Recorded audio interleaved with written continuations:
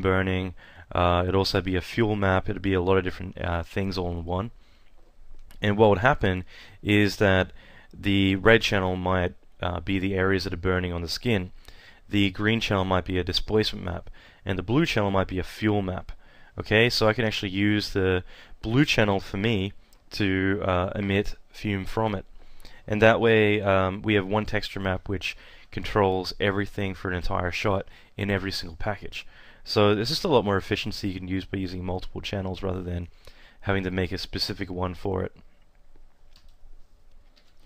And as before, we have turbulence as well for breaking up the effect. So that's another one off the list. Now finally let's look at particle source. Particle source is really interesting because obviously we get to emit from particles. What I particularly like about particle source more than anything is the fact that it is dynamic, and the fact that we can animate and control particles a lot easier because they're based on rules, rather than animating keyframes and doing a lot of stuff like that. So in other words, I'm just going to hide these other emitters because I don't really want to look at them. I just want to look at my emitter by itself.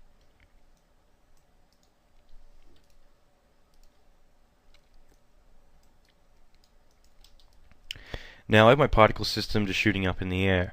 The thing is that the particles are only going to spawn fuel, temperature, smoke when they're alive, obviously. So rather than animating something kind of like emitting and then not emitting, emitting again, I can use particles, which means that I can get very specific control out of what I'm doing. So in other words, I could tell this to, well, for the time being, we'll just deal with it as is, but then I'll kind of point out some more advanced stuff we can do with it to get very sporadic effects. So right now, if I go back to my particle source, I turn it on.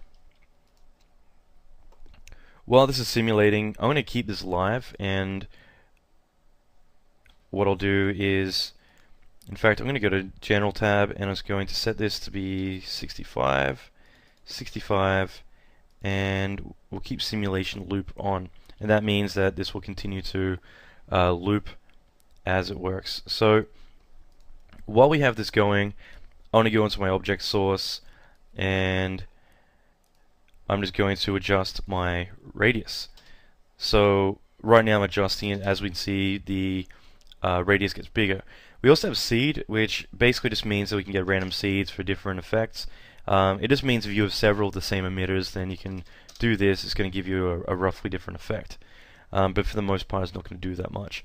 Icon size, same deal. It won't do anything. It's just there for representation, like visualization. We'll get into this stuff in a moment. But the radius, I can set to be bigger, or I can set to be smaller. Suddenly, if it's smaller, it'll take a moment to update, but it means that my radius that the particles are emitting from will be drastically smaller. So in other words, the particles are much tinier that it creates. But I'll just go back and we'll play that. So as we can see, I've kind of adjusted the parameters and everything's updating.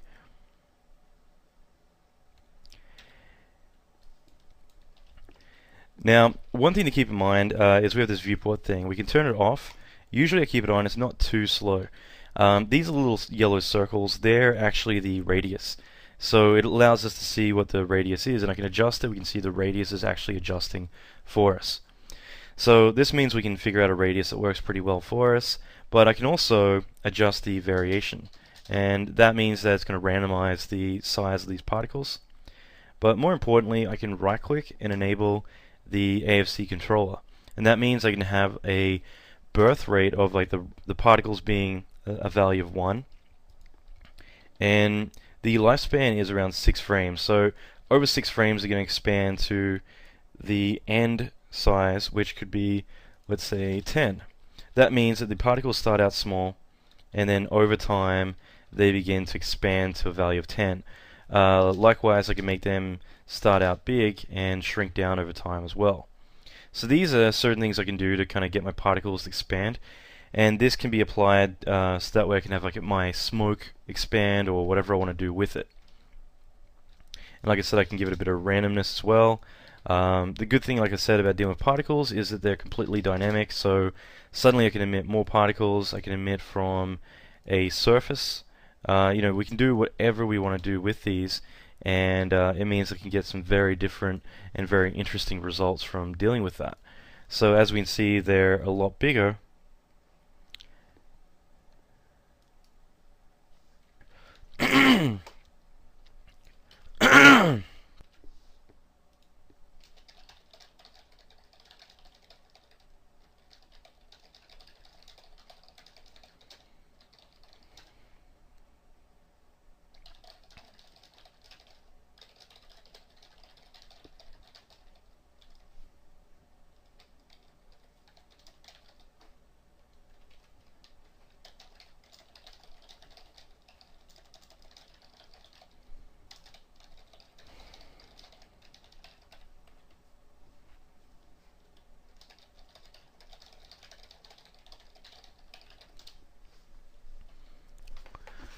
Other items inside of the helper's FumeFX menu are primarily one called Void. Void is very useful as it's quite similar to how the old Void worked within Afterburn, as a way to kind of allow you to carve out what specifically is active and inactive within your simulation or render. Although it works a little bit more differently here in the way that essentially in FumeFX 1, if you wanted to get rid of emitting certain things, you could set a negative value and it would kill out those values. So this is kind of similar in the fact that I'm just going to change my emitter up a little bit. But let's say I had a container which had some fluids emitting and everything was really good, but I wanted to tell it to not emit in certain areas, so I wanted to be able to kill out certain bits and pieces. In this case, what I'll do is I'm just going to emit lots of fluids, and then I'm going to have this come in and kill those fluids.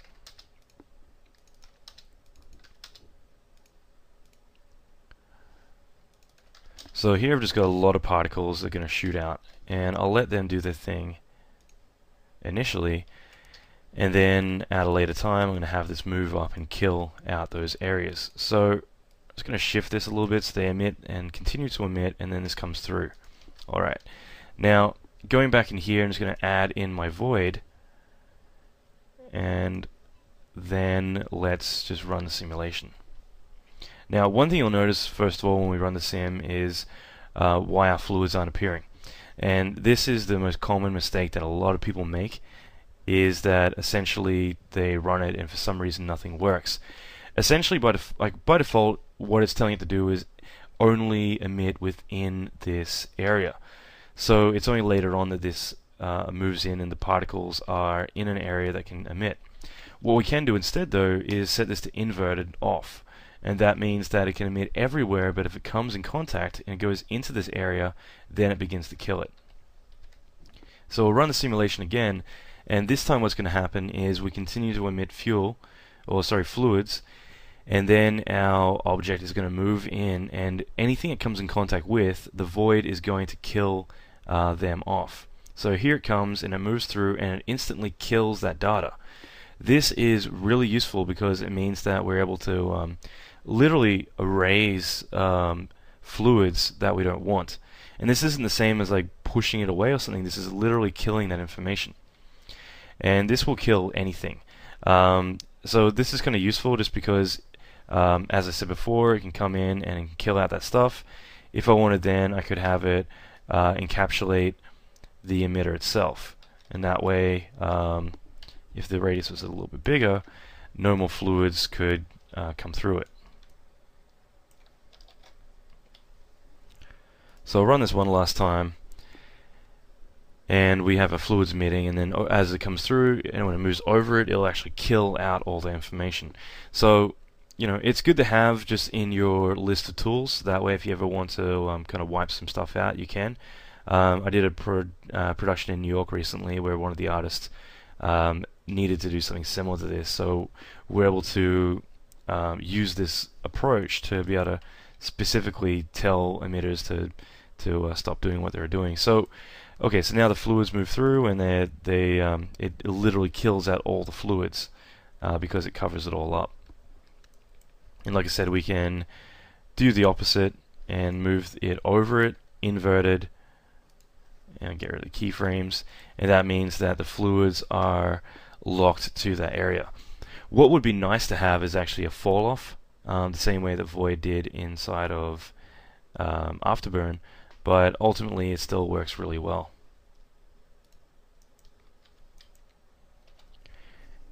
And another approach which is kind of similar is that I have some fluids just emitting by themselves, and they're creating smoke. Now what I can do is I've got another emitter source here, and so this one is the other particle system. What I've done is I've gone and added a negative value to my smoke. So what this does, and it works the same with fuel temperature as well, is it will go in and it will essentially either add or set the value to a negative value. So in other words, I can have this kind of like a void, but with actual objects or particles, whatever I want to use. It will come in when it comes in contact with the other fluid. It begins to, because it's set to add, it will actually subtract, because it's a negative value, the smoke from this effect. So this can be an additional effect, just like a tool to add to your arsenal. And essentially, little things like this just allow you to do a lot more when you're in those tricky situations where you have something that's almost perfect and you just need to do that one little extra thing. Well, having like these negative values and other little tricks like this allow you to save that. Let's say you have an adaptive grid and it's really big along here, and there's just a little bit of fluid that's keeping it down here, that's making it so big. You can kill that fluid as soon as it goes off camera, and that way the adaptive grid it contains stays small. So this is a good way to be able to kill stuff before it goes any further. So in this simulation, I just have some smoke kind of raising up in the air. Nothing too fancy, but the last thing we're going to look at here is the gravity vector. Now what this does is, if I drag it out into the view, we can choose what actually is gravity, as in like what direction, and we can kind of flip the whole world upside down if we wanted to. This is kind of useful in some situations where we just want to basically put things on an angle, perhaps like the buoyancy and everything else. I just go in here and add in my gravity vector, and as I add it in,